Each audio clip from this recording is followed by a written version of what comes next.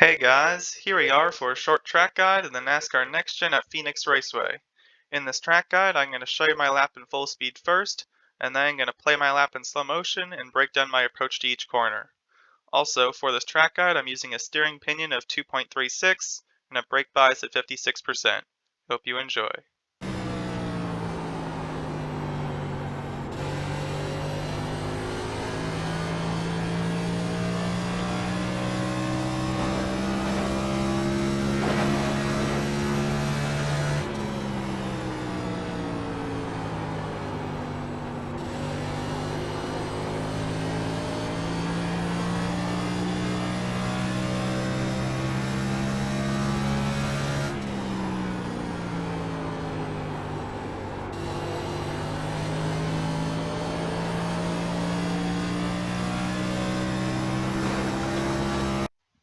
Now here's the lap in slow motion.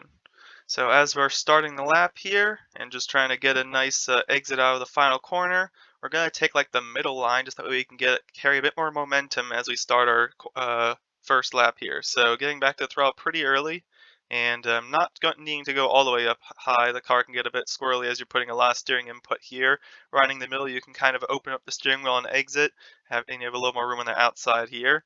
So finally getting up to the very outside line and just before the finish line turning down, that way you can get below the apron and shortcut the track just a little bit here. No need to go super far down because you won't be able to come up to the wall in time for the braking zone, so just I would say coming down a lane or two below the white line and trying to return before the yellow line kind of meets the yellow line there. So car length back, and now as we're approaching turn one here, looking at the cones on the right hand side of the track, braking right after the two cones. You can kind of use like this black bit on the wall as a reference as well.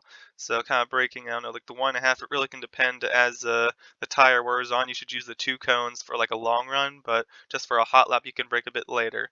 So we're braking at around at 50%, and the goal is to actually kind of get a late apex here, getting down to the yellow line a bit late in the corner, and then trying to diamond the corner here. So holding the inside until the middle of the track, and then trying to come up, not a whole lane though, around half a lane. You don't want to lose too much time riding up too far of the track, and then partial throttle on exit. The rear can get super squirrely on exit because you just don't have that much banking to carry you.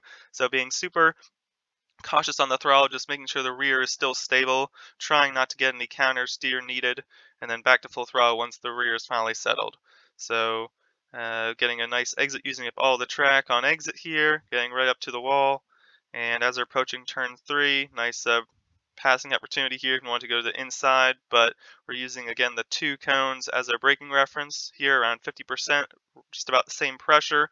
And I would say once again on the long run, as the car starts to tighten up, you can use a little bit more out like the second lane or so. But for the hot lap, really trying to hug the yellow line here, getting down to the inside actually much earlier than in one and two, basically right after that wall. And you're going to be trailing off here, but the key to when you want to get back on the throttle, you can see we're getting just at about up to no throttle pressure, just letting the car coast. And just about as soon as you see this inside Geico restart zone, that's when I'm aiming to get back on the throttle, but very slowly. So I see it now at 50 to 60% throttle. Again, not wanting to get up to the track too early. Have a bit more banking here, so the rear isn't going to be as unsettled, but it is going to still be sliding around a bit. So using up all the track, back to full throttle once you can get the wheel straightened out, and that's a lap around Phoenix Raceway. And that was a 27.562 lap time. Now I'm just going to show the lap one more time in a chase view so you can see the lines that are taken around the track more easily.